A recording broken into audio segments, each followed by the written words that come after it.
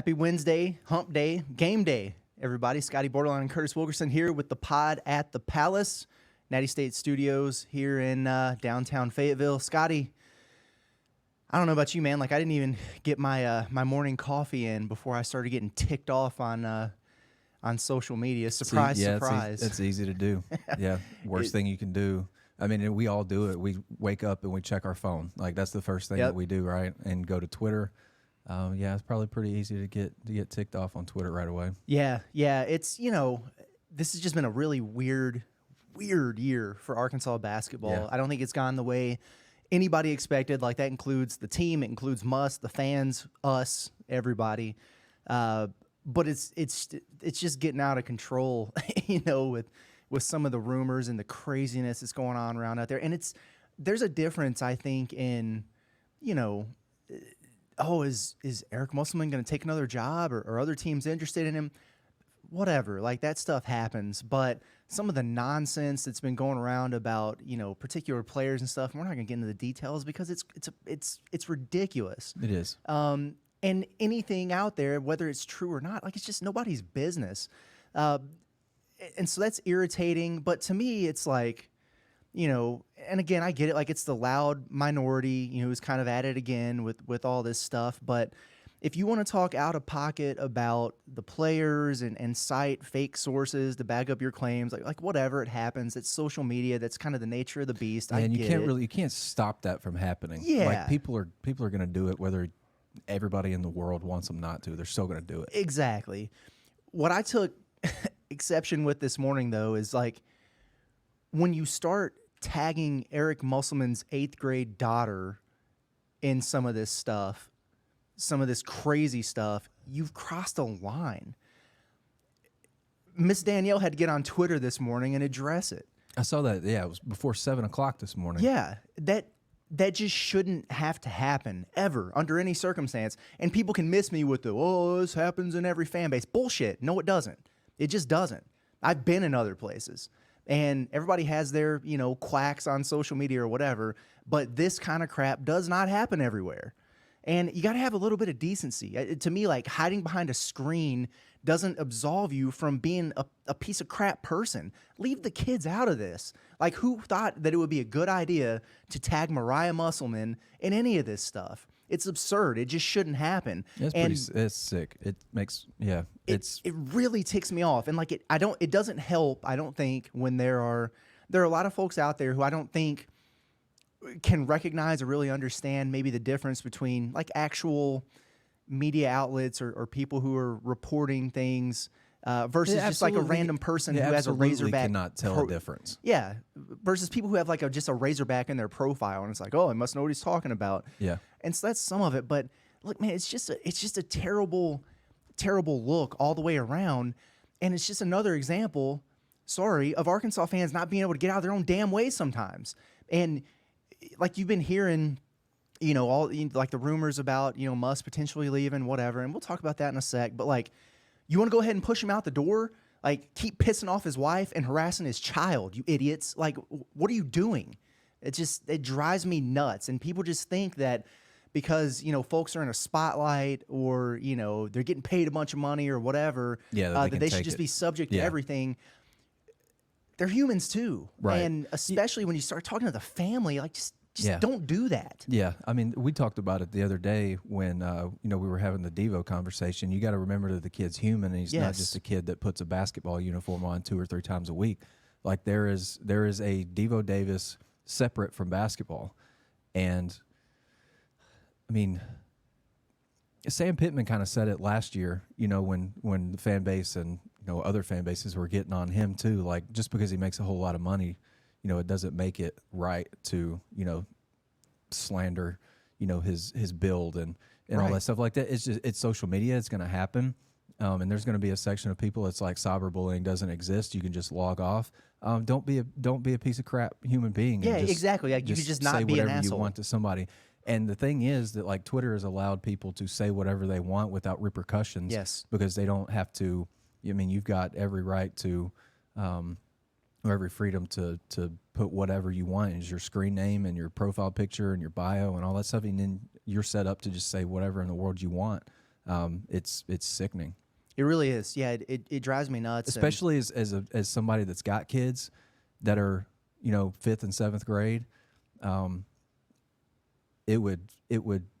would wake up with my hair on fire if somebody was talking about my kids or talking to my kids in a certain way. That's not going to fly. That can't work. Right. Yeah. And like get mad, like call me soft or whatever. I don't really care. Talk reckless to me. Like I don't care about that. Like leave the kids out of it, man. Like it's just it's a common decency thing. It's a line that shouldn't be crossed. And again, like some of it comes with the territory and some of it is unavoidable.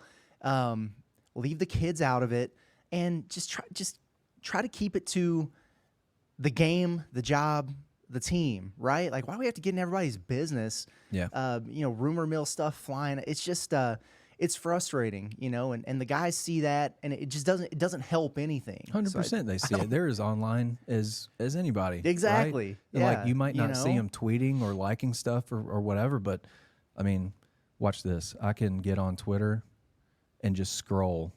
Oh yeah. Not say anything, not like anything. It's not that hard. Right. People are more like they're allowed to do that just as much as they are to, talk out of the side of their head crazy to people.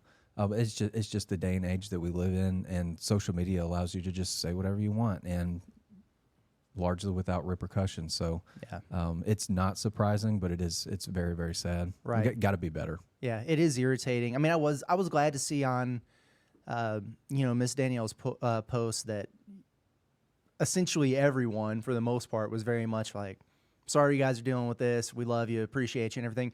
And, a lot of that goes without saying. And like I said at the top, like it's a loud minority. I get that. Sure. But man, just of all the crap that's going on with this team, like, could we just not involve the coach's wife and daughter, please? No kidding. Just... Like the actual basketball has just become so secondary, and I don't like that. I hate at that. all. Well, like that we've sucks got for Eric, us. we've got the Eric discussion, Devo discussion, TB discussion. By the way, Arkansas plays at 7:30 tonight. Exactly. And like nobody cares. And I guess it's like understandable. take a look at our ticker and like we're talking about everything and then the game because that's just where we're at right now with interest. Yeah, and I mean I understand it that not many people care about the game because it's two teams that are toward the bottom, like they're fighting to play out of Wednesday night sadness right now. Right. But I could not be more ready for tip off just so we can hopefully forget about some of this crap for a while. Yeah, for sure. Great segue for us to get into the next topic here. But, I think for the most part, I do think, Danielle is addressing just some of the crazy crap that's out there about the players and stuff like that. Yeah. There's also been a lot out there about Muss. Obviously, like, we're not naive to the rumblings that are out there. Like, we've seen the tweets. I know that I think I speak for both of us when, like, I'm not crazy about talking about another man's job while he has it. Yeah. This situation is different because, like, his job's not in jeopardy. Like, anybody who thinks Muss is about to get fired because they're having a bad year, like, that's not the case. If anybody's saying that, it just adds to the wildness of what we were just talking about. Exactly. But, like, there is, there's a lot of factors there that kind of make you raise your eyebrow. And we talked about him, especially on John's show, like, he's kind of been due for an extension and a raise, and that buyout drops dangerously low at the end of this season. And so you start seeing those things, and then you look at the history. Like Muss, hell of a coach. He's a Rolling Stone, man. Like, he's been all over the place, and I don't know, like, when is the last time that he's been at a particular place for more than 5 years? I think it was the 90s, like when he was it Florida Beach Dogs in the Rapid City Thrillers? Is that the team name? That's right. Yeah, That's I think like the it was CBA like or whatever. 91 to 97. Right. It's as long as he's been in one place. Exactly. And so I think, it goes without saying, but I think we both appreciate Muss. Like, he's been really good to us from a media standpoint. Have a good relationship with Muss. Like, as far as I'm concerned, the dude could retire in Fayetteville. But yeah, we would love, like, obviously, dude, like, love that'd be that. awesome. Like, would love to not have to change the dynamics of, kind of what we do around basketball. And yeah, I mean, he's been good to us. I'll go back to after Arkansas' season ended, his first season here ended with COVID, mid-SEC tournament. A couple days afterwards, Zoom phenomenon starts, and get on there and ask him a question like, "Hey, what do you think you learned about yourself as a coach this year?" And he didn't really have an answer in the moment. Ask another question. Zoom ends. About 30 minutes after the Zoom ends, I get a text from a number that I don't have, and he's like, "Hey," it said, "Hey, good job stumping me on that question. I'll try to get back to you." And so it's like, I was a dumb 25, 26-year-old kid at that point, and probably didn't deserve to have the head coach's phone number. But he was, that's him. He's great with us. Like, he reaches out. He's reached out, like when the adoption finalized for our kids, reached out. Birthdays in the past, reached out. Sports Writer of the Year award, he reached out. And I've reached out to him just, every so often. Great relationship. And I would love to not have to do all that over again, ideally. Just the whole, if a new staff comes in, having to, build relationships again. It's a part of the job. It's a tough part of the job. And, Eric's made it pretty easy for us the last few years. Yeah, I think, he's obviously an animated guy and, wears his emotions on his sleeve and everything like that. But he's, he's been good to us. I think my first year on the beat was right after they shut everything down with COVID, but it was the year where, like, everything was still weird because of COVID. Like, all the pressers were on Zoom. Like, there was never really any face-to-face. It was just it was different. And I felt really kind of disconnected from everything because, you just didn't have that as much human interaction. But I just remember, the next year where, like, for example, he went and had the shoulder surgery, right? And that happened. And I just remember texting him and just being like, "Hey, best wishes, speedy recovery, whatever." And he texts me right back from the hospital, and he's like, "Yeah, I'm 12 pages deep into LSU sets, so and he's just that kind of guy. Yeah. And I always Not thought that was surprising awesome. at all. That was his response. Yeah, but he he appreciates, I think, the job that we do. And I remember they just had an impromptu presser that got set up right when I was going on my bachelor party down in Florida. And I was pissed because, like, I like to be on all those things, right? Yeah. And so I'm like, dang, man, that sucks. And then I'm getting texts, like, while I'm down in Florida and the presser's going on, and it's like, "Hey, like, Muss ask, where you're at or whatever." And then one of the staff members is like, "Hey, like, I think he's gonna give you a call or whatever." I'm like, "What is he giving me a call for?" And so suddenly he has, like, all these recommendations for where I'm at, like where to go eat, where to go hang out, because it's like, "Oh, dude, I coached down there for, I think it was probably the Florida Beach Dogs or whatever." Probably so. And so that's cool, man. Like, I don't know that you get that with everybody. So that's very true. That did not happen with the previous regime. Yeah.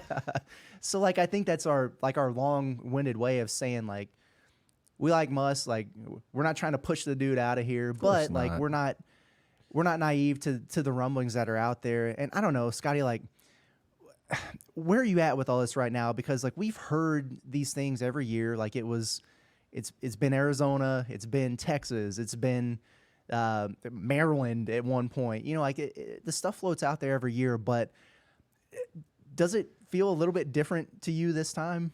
I think it feels different now just because of the situation that it feels like Arkansas's basketball program. Like, I guess this team, and you throw in 2023 outside of a couple of tournament wins wasn't that great. And since SEC play started in 22-23, I guess it was the night of the Liberty Bowl. Like, Arkansas is an under 500 basketball program since then, and so they've hit some big time bumps in the road, over time with a couple of different teams now.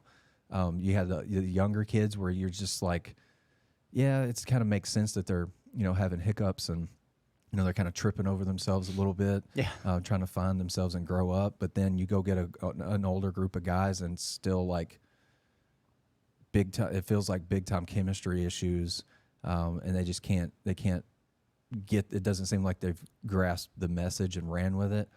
So I imagine that's a little frustrating. So yeah, I'm buying into it at least a little bit. I know you're as connected as anybody on this beat, and you've had the group chat on fire lately, and so I'm really interested in what your take is on this, because if you're looking for quality info, like, Curtis is the man to go to. Well, thanks for that. No pressure here, but no, it's I've been hearing things, the past few weeks, and honestly, I've kind of chalked it up to like whatever, like the same as the past. But it has. The carousel is the carousel. The carousel is the carousel, and that's why I tweeted a picture of the carousel and said this is part of the game, folks. But listen, I've spent a lot of time checking in with just different sources, national folks that I trust that are connected. People that I know are connected on Muss's side of things, people that I know are connected with the money side of things here, and then some folks that I know. That are maybe connected at some of the other schools that are in question here. Yeah. But what I will say is like this very much has my full attention this time. Like I'm taking it seriously. Yeah. And that doesn't mean, it's done. Muss is out of here. It's a wrap. But like, not making any proclamations, but it's like, hey, pay attention to don't just blow it off. You shouldn't, because there's smoke, and I do think it leads to fire here.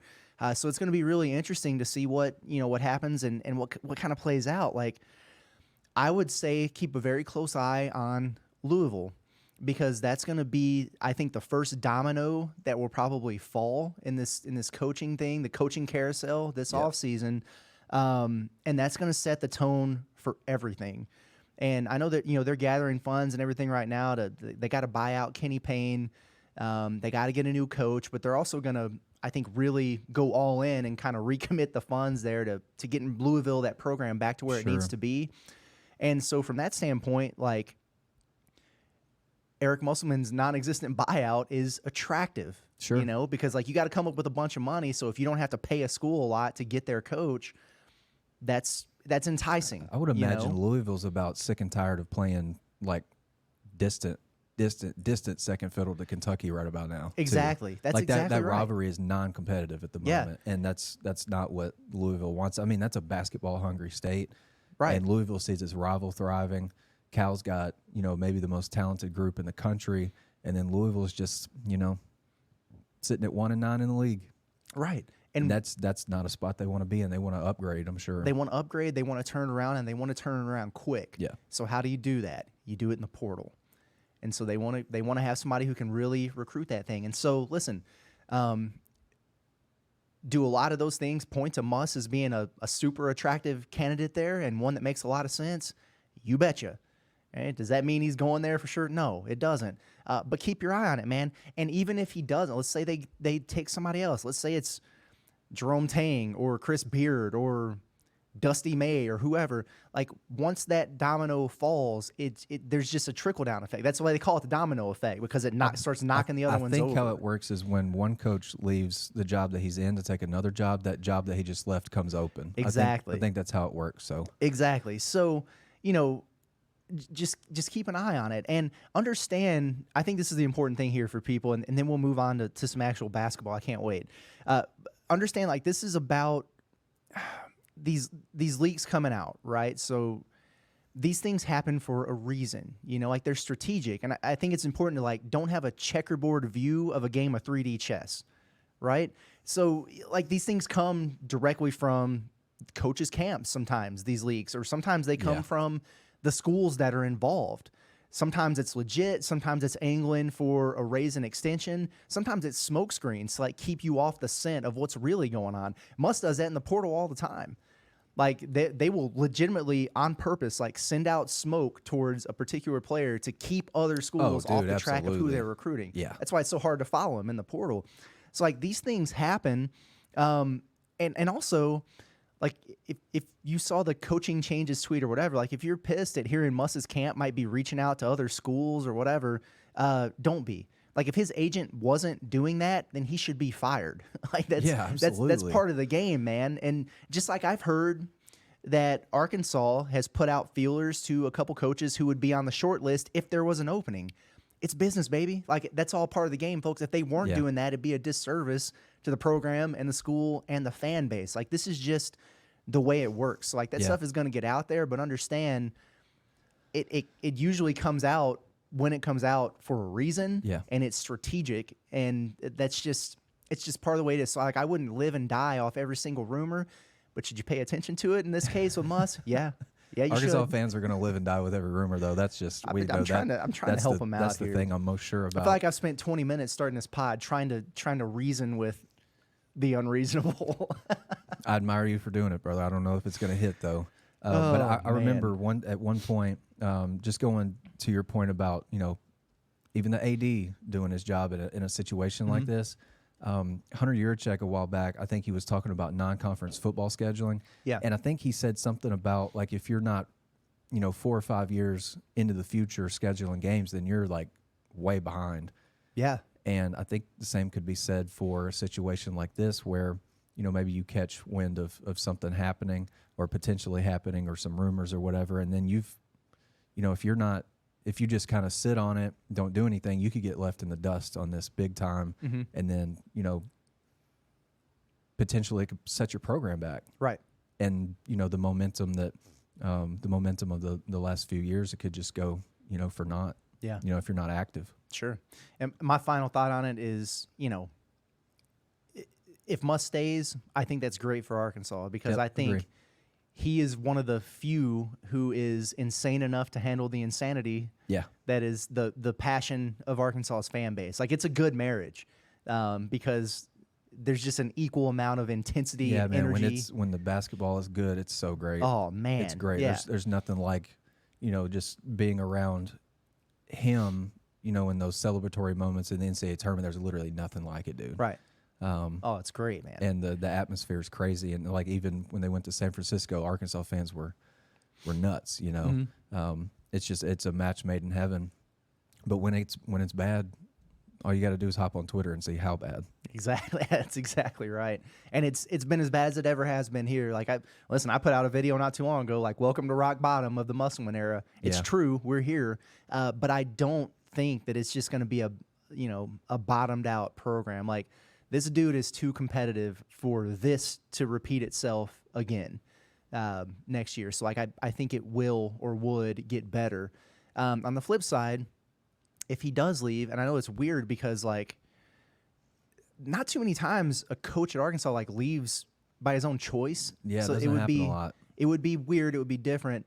But he would be leaving the program in a hell of a lot better spot than he took it when he got the job. And Arkansas is back, and it's always been an attractive job, but he is kind of, I think, reminded everyone of like what the program is capable of when it's rolling.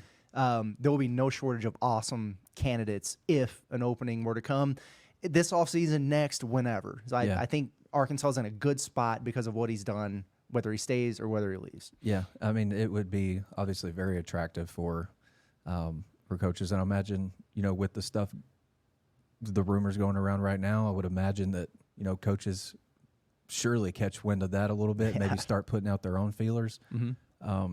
But yeah, I think it would be an enticing deal history-wise in two ways, like, just overall program tradition and history, and then recent. Like, that you can do it in this portal era, in the NIL era, which is running rampant. It's where we're at, man. So Eric's proven that, you can win doing those things, and Arkansas's got some resources, you know. So, it would be very enticing for a lot of folks.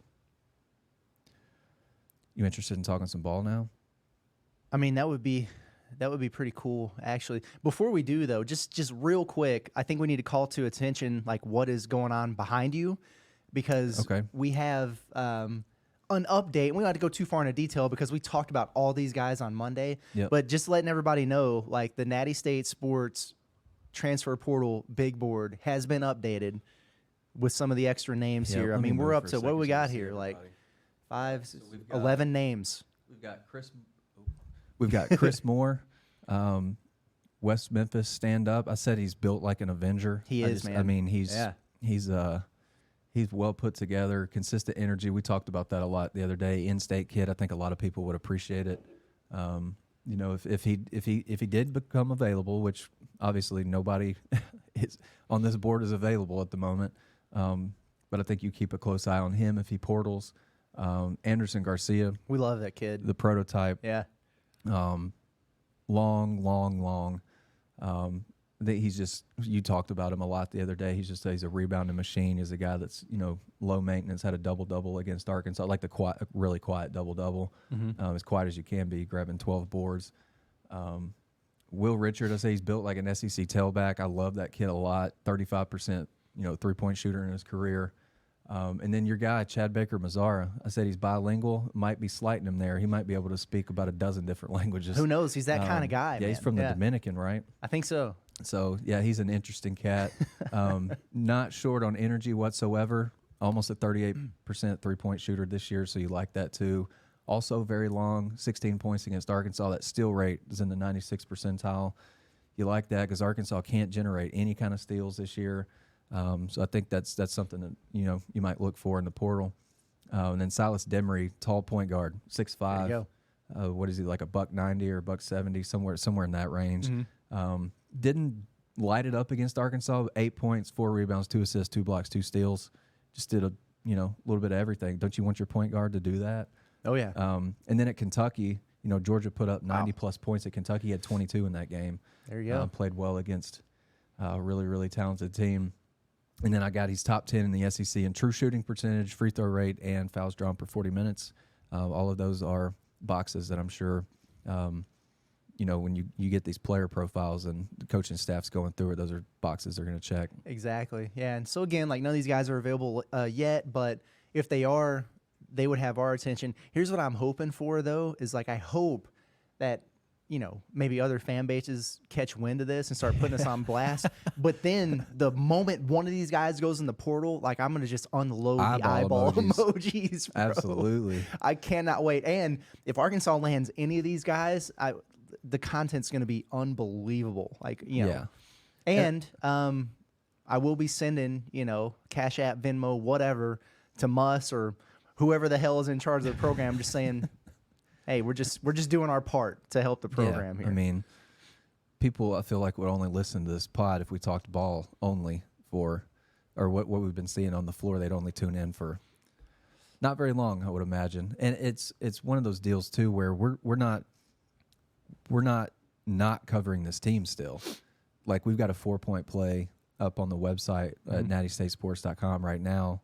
Me and Curtis split that up. We're looking into the Missouri game. Like we're looking for keys that could help Arkansas get its first road win and snap its second SEC 3-game losing streak. Oh yeah. So we're still very much covering the team. Definitely. But I think it's it's always fun to look into the future because I feel Arkansas's fans' favorite phrase is there's always next year. So potentially this could be next year. So pay attention, maybe. That's exactly right, man. And we are going to talk about some of these things with the Missouri game this evening. But before we do, I want to tell you guys about our friends over at Alumni Hall. Listen, man, if you're heading to Columbia tonight and you need some Razorback gear, you're getting ready to do some traveling, or you're getting ready for baseball season, which is coming up quick, you got to get over and check out Alumni Hall. It's the ultimate Razorback shopping destination. All kinds of apparel, man, accessories, hats, Yetis, gifts, you name it, and they have it. All the cool brands, man, Nike, Columbia, Cutter & Buck, Johnnie-O, Peter Millar, Southern Tide, Tommy Bahama.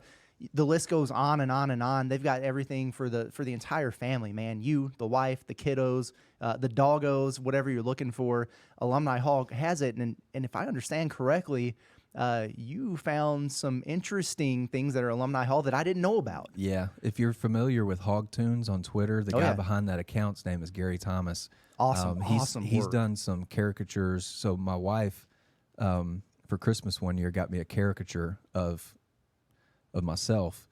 Gary did it. It's great. It's phenomenal. Yeah. And he tags a bunch of people in every cartoon he makes before every game, football, basketball, and baseball too. Gary's got some T-shirts in Alumni Hall. Oh. Like I think it's basketball. There's a cartoonized Razorback running on grass. I think there's some Arkansas soccer stuff in there too, if I'm not mistaken. So, if you like what Gary does, go support his work. Yeah, it's at Alumni Hall in Fayetteville. Yeah, that's big time. I got to go over there and check that out. He does just awesome work. It's really cool. I did a story on him back during COVID when we were just like, what are we going to do for content?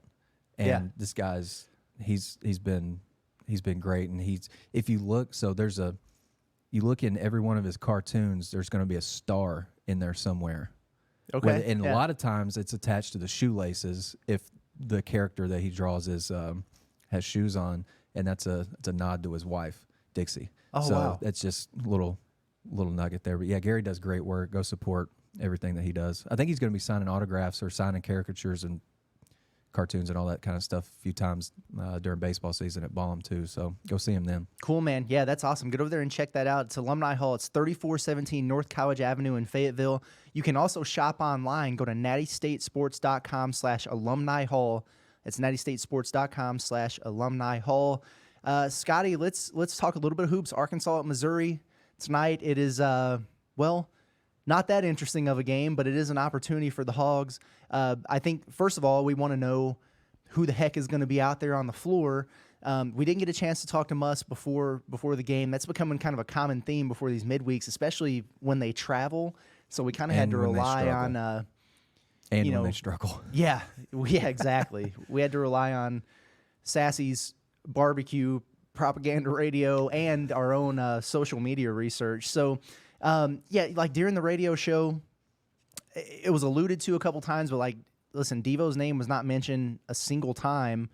I don't expect him to be with the team tonight, against Missouri. But listen, like I wouldn't rule anything out after that. I mean, it's a fluid situation.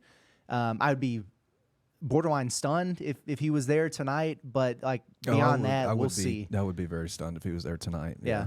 I'm sure, we'll ask Muss about it and see if there's any updates. He probably won't provide us any, but you just never know. And so again, we don't have to go too deep into it, but like we wish Devo well, hope he's doing all right. And, I don't know if he's going to play anymore or not, but I would certainly like to see him back if that was something that was in the cards. So for sure.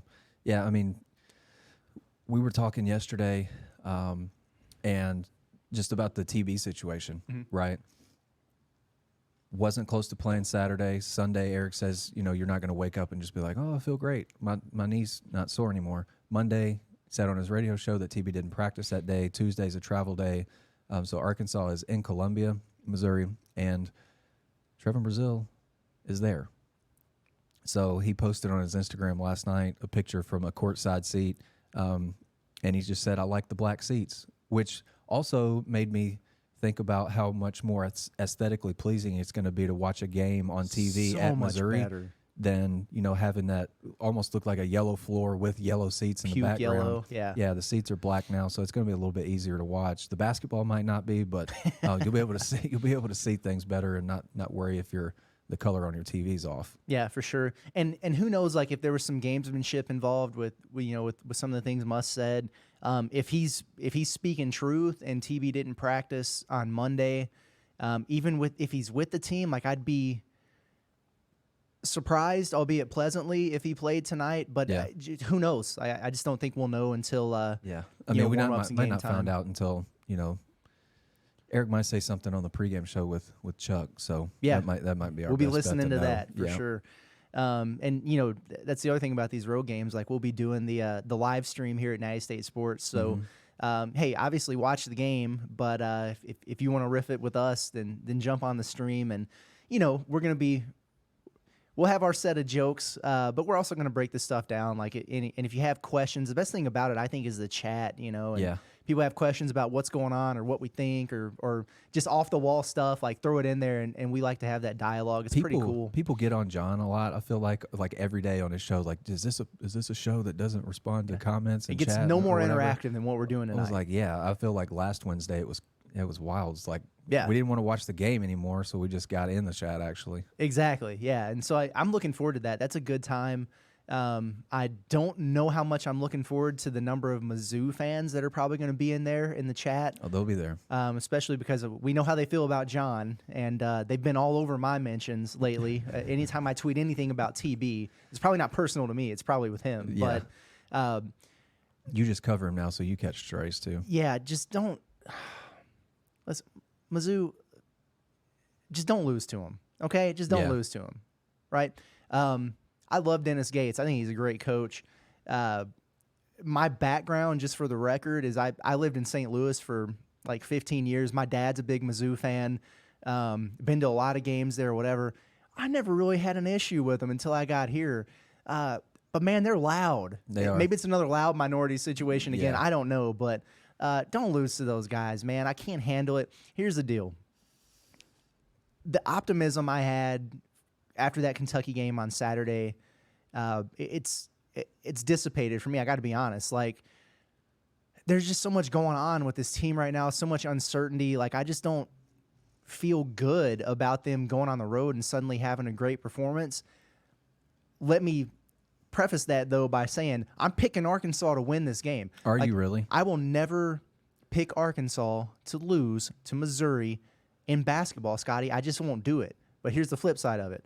I will never pick Arkansas to beat Missouri in football.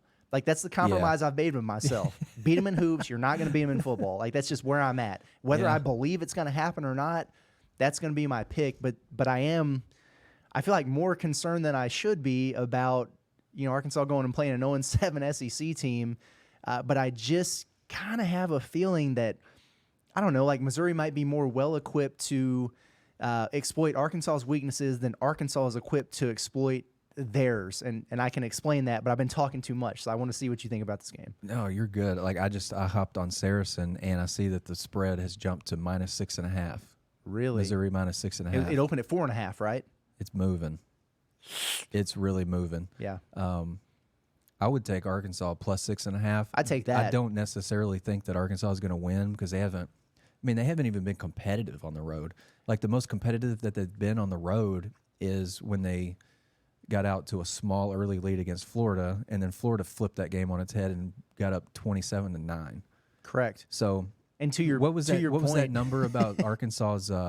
They played 120 road minutes so far, and they've lived for how much? How many minutes? 1 minute and 37 seconds. It's not even minutes. It's 97 just seconds out of 120 minutes. Lord have mercy. Arkansas has held a lead, and that moment that you talked about, that early lead against Florida, is all they've had. They've lost by double digits in all 3 road games by an average of 19.6 points per game, and they're 2-11 on the road, dating back to the start of SEC play last year at LSU.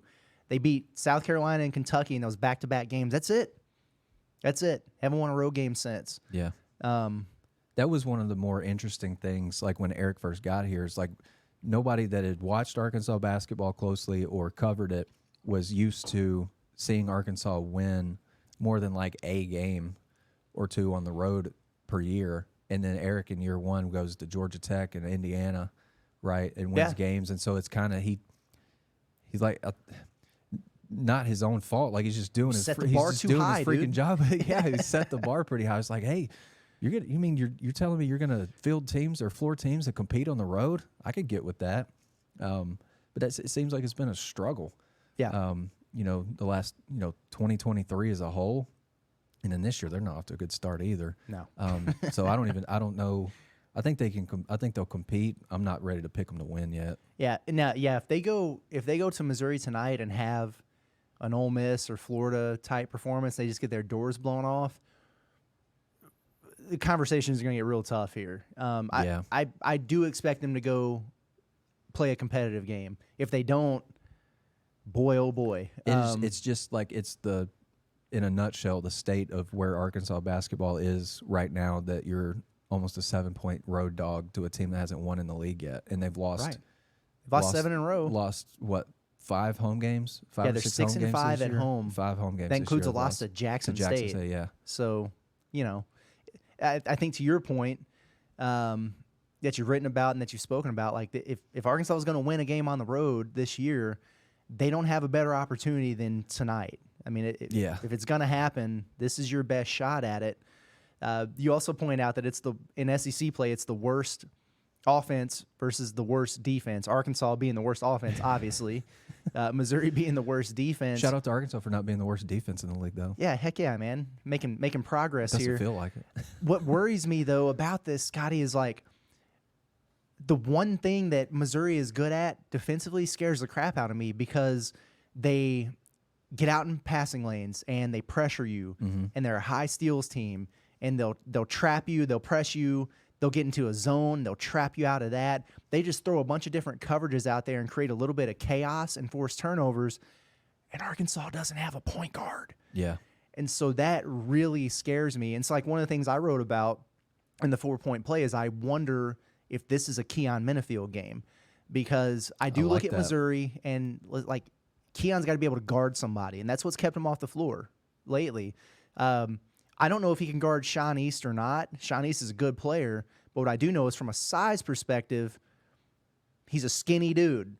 So you got that going for you. Yeah. I don't know if he can guard Nick Honor because Nick Honor is kind of a bowling ball. He is. But I know he's a little guy, and maybe that quickness can impact him. Menifield's got some height on him, though. Right. And so, like, I guess what I'm saying is, like, if Minifield can't guard Missouri's guards, he can't guard anybody's. Yeah. So that's an opportunity for him there. But from an offensive standpoint, I think you got to have him because when you're getting trapped and pressed and there's mixed coverages and guys are, trying to put you on your heels and forcing steals, you got to have somebody who can improvise, dribble out of chaos, and make plays. And Minifield strikes me as the guy on the roster who can do that the best without turning it over a ton, and he can create a little bit.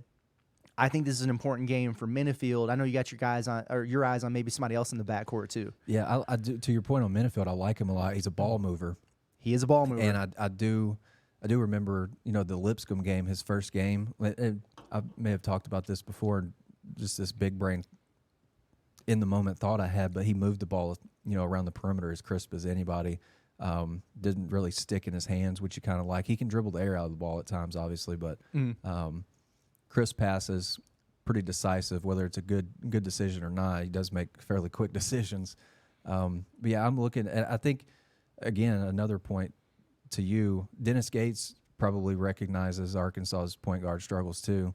And so I wouldn't be surprised if, they change up their defensive look like every few possessions. Oh, yeah. Just to keep them guessing, not let them get, kind of settle in. Right. Arkansas hasn't played well on the road. You throw, you go in knowing that, and then you throw some wrinkles at them, maybe to get them to maybe get that slow offense to slow down even more. Right. Well, it almost seems like, and like they're going to have guys who can play settled and with poise, but they're also going to have guys who can kind of go off script and create some offense. Sure. Yeah. And man, you're so good at this. You teed me up for the Caleb Battle talk. I'll always tee you up for Caleb Battle, man. KB has not been lighting it up lately. Like, the efficiency the last two games has not been there. Like, I think it was, 2 for 9 against Ole Miss, and was like maybe something like 3 for 10 against Kentucky. So the efficiency leaves a lot to be desired, obviously, but getting to the free throw line, I like the 3-point attempts. He's been getting up. He's been in double figures in back-to-back games for the first time since early December. Can he build on that? I think Arkansas can go into a game understanding that Tremont Mark's probably going to score, might be your leading scorer. Yeah. Odds are he's going to be your leading scorer, but I think Caleb Battle getting going, his offense has just been anemic, and KB's probably you have to rank offensive guys that you trust to just go get you something. It's T-Mark, and for me, it's Caleb Battle. Yeah. Like, he can just put his head down and get to the rim, not getting a great whistle. Again, just don't get discouraged by that. Keep attacking, and I think officials will respect that. I think he's a really big key. Also, Eric gave him some props the other day for defending against Kentucky. Things you love to hear. Right. Like a block, a steal, and then I had him unofficially gave up 2 buckets on 6 shots defended. And some damn good guards. So. Yeah, against some good guard play. So I like Caleb. Hopefully he's in the starting lineup again. I think that's lifted his confidence a little bit more. Yeah, I like that. Confidence can still... Whose idea was that? Did we... I don't know. I know you had a hashtag. Interesting. Maybe went viral or should have gone viral. I think maybe if KB just sits down and defends, I think that he can stay on the floor even if his shot's not going. Yeah. Because he's got good size. He rebounds. Yeah, he'll stick his nose in there and rebound, see some of the Jersey toughness come out. So I'm really looking for him tonight. The cool thing about this game for me is Missouri's they're a small team. Like, for the most part across the board, they have 7'5" Connor Vanover. We'll talk about that in just a second. But I think this will be a game where Arkansas can play a lot of 4-guard lineups under the assumption that Brazil's not playing. Who knows what's going to happen there? But regardless, I think you could see a lot of Caleb Battle, Minifield, Tremont Mark sharing the floor with Blocker or insert name here, L. Ellis or whoever. Yeah. And it You hear that and you're like, man, that's pretty small, but it's really not against Missouri. You match up fine size-wise. Missouri's depth chart over the last 5 games, according to KenPom, goes 5'10", 6'3", 6'5", 6'6". Yeah, 1 through 4, right. And then you got Vanover.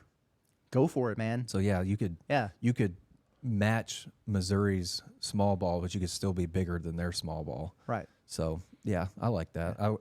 I expect to see a lot of four guards. You're pretty smart. Your coach brain's working. Thanks. And then like Missouri, they don't rebound very well because they're small. Yeah, they do not rebound well at all. Maybe worst offensive rebounding team in league play, and then they're 12th in defensive rebound percentage. Yeah.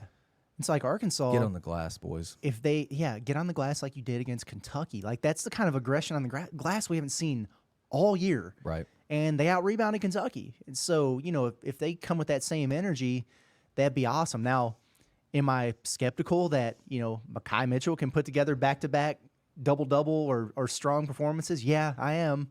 But maybe that means, if he doesn't or he dips a little bit, you get more from Jalen Graham or you get more from Chandler Lawson. So Arkansas is going to have an advantage there in the inside. Can they exploit that? I don't know. But what I do hope, and you mentioned this when we were talking yesterday, can we please get a first possession set play and get a Jalen Graham on Connor Vanover ISO? Yeah, I mean, like JG got his first start of the year maybe against Kentucky. I'm gonna have first to or go second. back and look.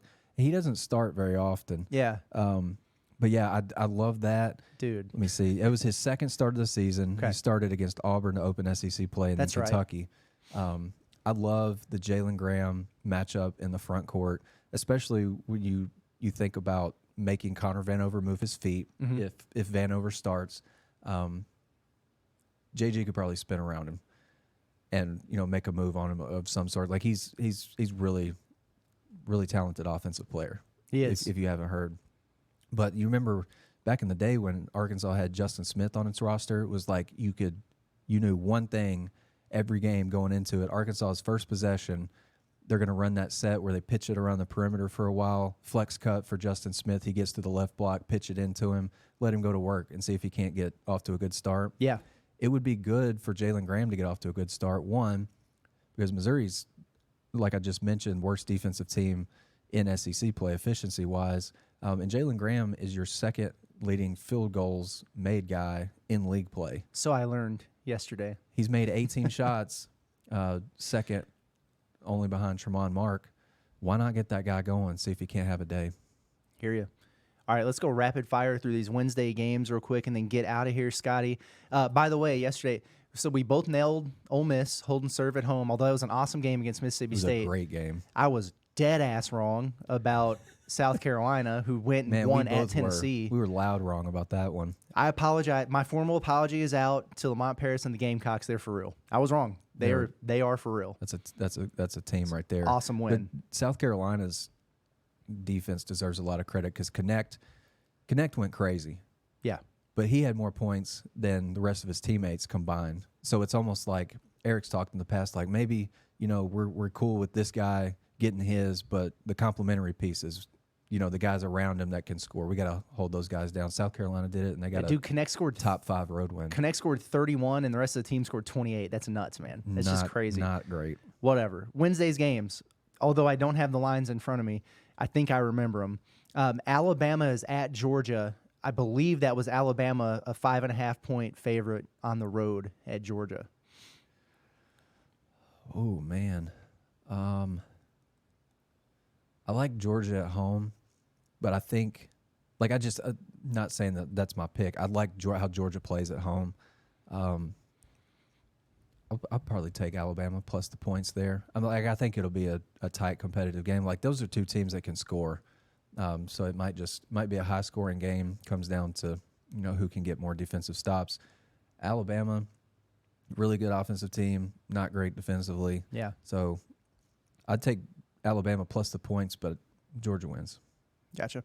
Let's see. Florida, I think I agree, by the way, Alabama for this one. They're just figuring it out. They do this. Like, they have these non-conference games, and, they get into, 4 or 5 losses in non-conference, and you start to question them, and they just settle in SEC play. They do it every year. They are, I think, more vulnerable than they have been in the past, but I think this is a game where maybe they knock down some free throws and get that cover at the end. But I think it actually said so. Bama's 5.5 on the road. Yeah. So I would take I'd take Georgia plus 5.5. I was talking out of the side of my head. Oh, okay. I think I'll take Bama to cover that. All right. I think they will, but I think it's going to be one of those deals where they're shooting free throws at the end. Like maybe they win by 8 or 9. Yeah. But it was closer than that kind of deal. Florida is at Kentucky. Kentucky, I believe, it was either 5.5 or 6.5. Either way, I think Kentucky is going to cover this. I think they're going to cover it in a fairly big way. They already won at Florida. It was a very close game. But offensively, Kentucky stunk last week at South Carolina and at Arkansas. They're back in Rupp. I kind of feel like they're just going to go nuts in this game. I think Vegas thinks that too because the total in points is over or under 171.5 points. Really? That is a lot of points, dude. That's a lot of points. I don't know that they'll reach that, but it's very possible though. I mean, I said that about what was it? Kentucky, Georgia was 162.5 or something, and they ended up putting up 201. Yeah. I think Kentucky's going to have a big offensive night. Like that team is too gifted to stink offensively 3 games in a row. Right. And they're back at home. They might score 60.5. Yeah, I think we're on the same page there. Vanderbilt is at Auburn. I think we both know who's going to win that game. The last check for me was last night, and Auburn was a 19.5 point favorite in that game at home. That's a lot of points. It is a lot of points. However, I think I'm taking Auburn. I think I am too. I mean, they don't mess around in the jungle, man. No, they don't, and they're probably good and pissed after losing 2 road games last week. Absolutely, 2 close road games. Where are they at? At Alabama and then Mississippi State, I think. Yeah, that's a tough road swing. That's tough, man. They're back home. Bruce Pearl's going to have them ready to roll. I think Auburn really takes care of business there. Although, credit to Vanderbilt for playing Tennessee really tough over the weekend. Yeah, no joke.